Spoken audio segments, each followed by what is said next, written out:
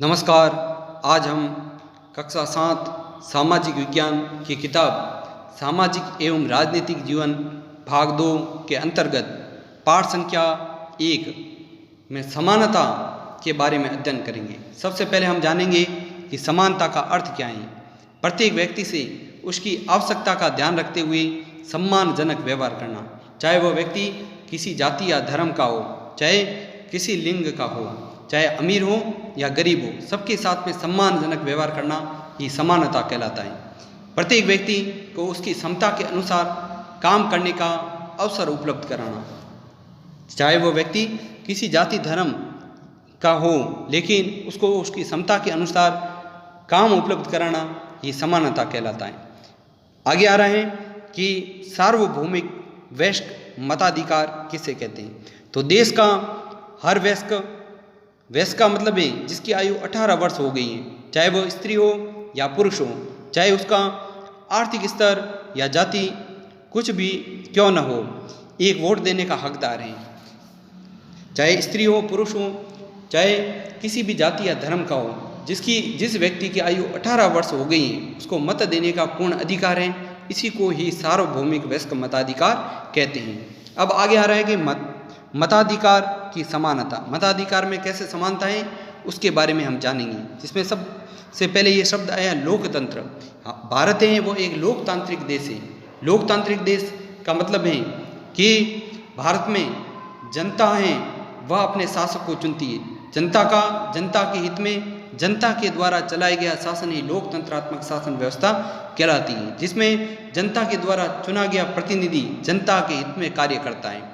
कहानी का अब सबसे पहले समानता से संबंधित एक जो कहानी आ रही है, जिसमें कहानी का आरंभ कांता के वोट देने की लाइन में खड़े होने से होता है, जिसमें कांता, उसकी सहेली जिसका नाम है सुजाता और उसके मालिक अशोक जैन और उनके पड़ोसी छोटे लाल और उनके अलावा अन्य कई व्यक्ति हैं जो पंक्ति में खड़े होकर मतदान कर रहे हैं। जिसमें जो ये सबसे पहली पंक्ति है, जिसके अंदर सबसे पहले क्रम में जो व्यक्ति खड़े हैं उनका नाम है छोटे लाल, जो कि कांता देवी के पड़ोसी हैं और उसके अलावा ये किसान हैं।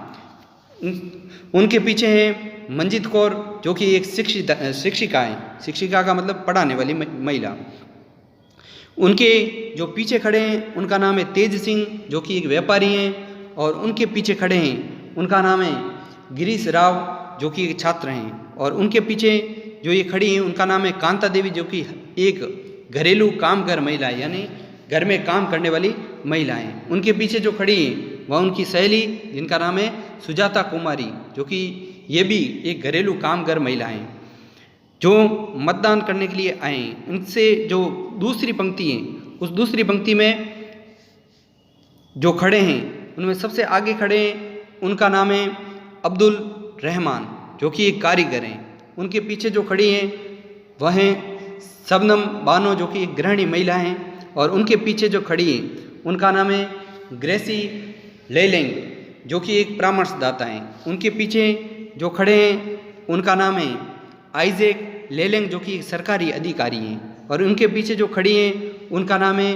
रुखसाना मिर्ज़ा, जो कि एक मीडिया कर्मचारी हैं। उनके पीछे जो खड़े हैं उनका नाम है योगराज, जो कि एक बेरोजगार हैं, और उनके पीछे उनके मालिक अशोक जैन है वो खड़े हैं। कांता देवी के जो मालिक हैं उनका नाम है अशोक जैन, जो कि खड़े हैं। कांता देवी को आज ये प्रसन्नता है कि सभी लोग हैं वह एक साथ मतदान देने के लिए पंक्तिबद्ध रूप से खड़े हैं। मतदान देते समय किसी में अमीरी गरीबी या छोटे बड़े का भेदभाव न कर और सभी को मत देने का पूर्ण अधिकार है, जो कि आपको यहाँ पर पंक्ति में दिख रहा है, जिसमें कांता देवी अपनी सहेली सुजाता कुमारी से बात करते हुए बता रही है कि आज हमारे साथ में देखो हमारे मालिक अशोक जैन, उसके अलावा हमारे पड़ोसी छोटे लाल और उसके अलावा कई महिलाएं और पुरुष हैं, वो एक साथ में समानता के अधिकार से मतदान करने के लिए आए।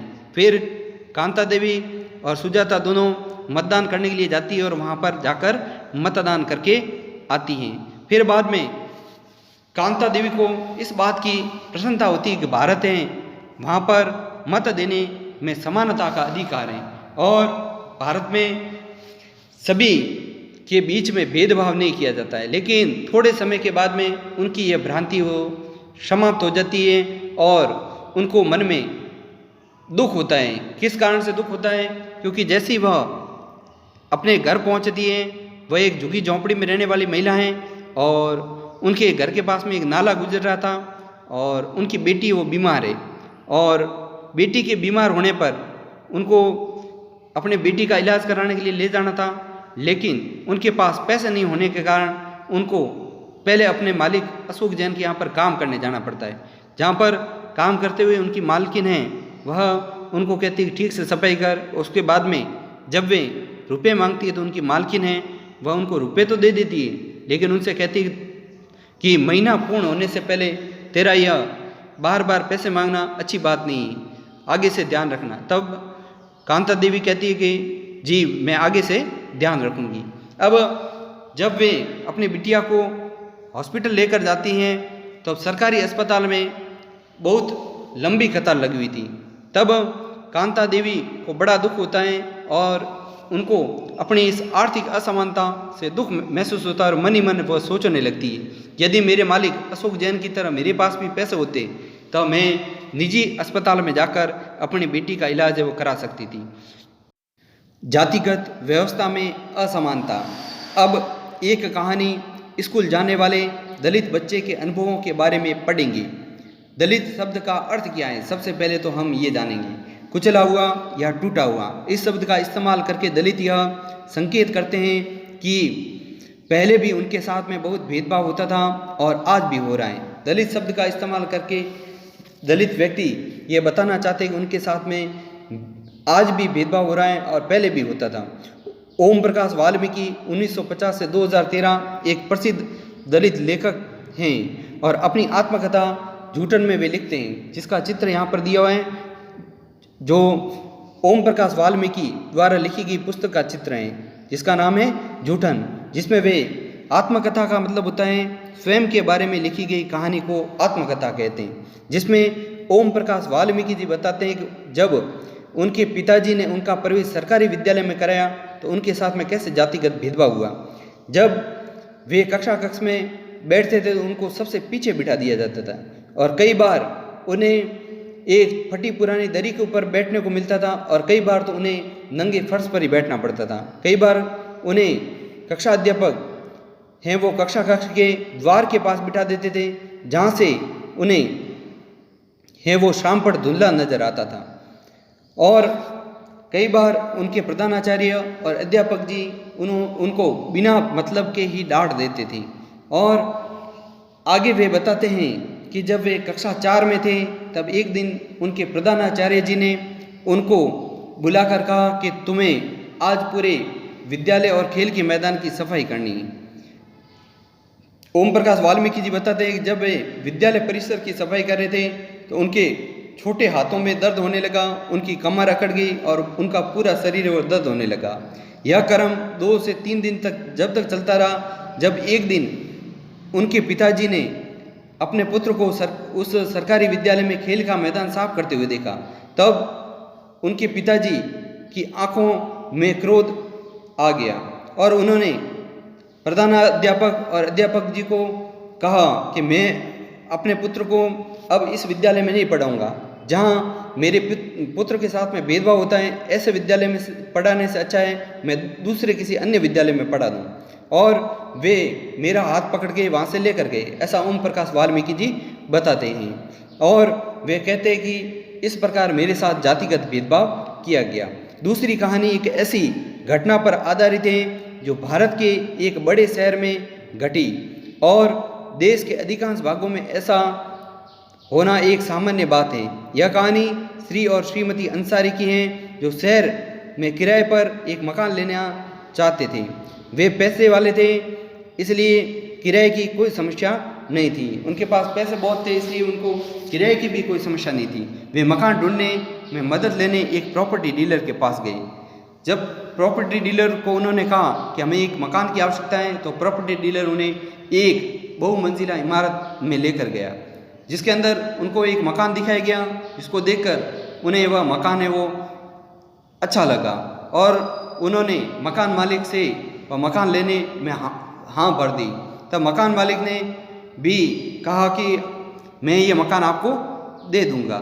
लेकिन जब उन्हें उनका नाम पूछा गया तब उन्होंने बताया कि हमारा नाम श्री और श्रीमती अंसारी है। तो ऐसा सुनते ही मकान मालिक ने तुरंत मकान देने से मना कर दिया और उन्होंने कहा कि हम हमारे इस इमारत में मांस मच्छी खाने वालों को मकान नहीं देते, जबकि उसी बिल्डिंग के एक फ्लोर में मांस मच्छी पक रही थी। तब श्री और श्रीमती अंसारी और प्रॉपर्टी डीलर को बड़ा आश्चर्य हुआ।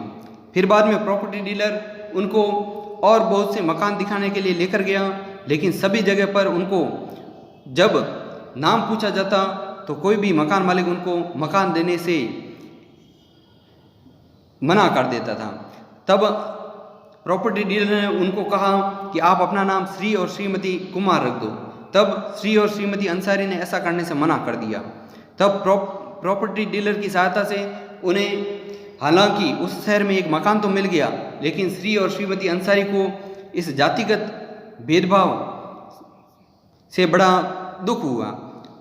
आज वीडियो संख्या 1 पाठ संख्या 1 का वीडियो संख्या 1 पूर्ण हुआ। धन्यवाद।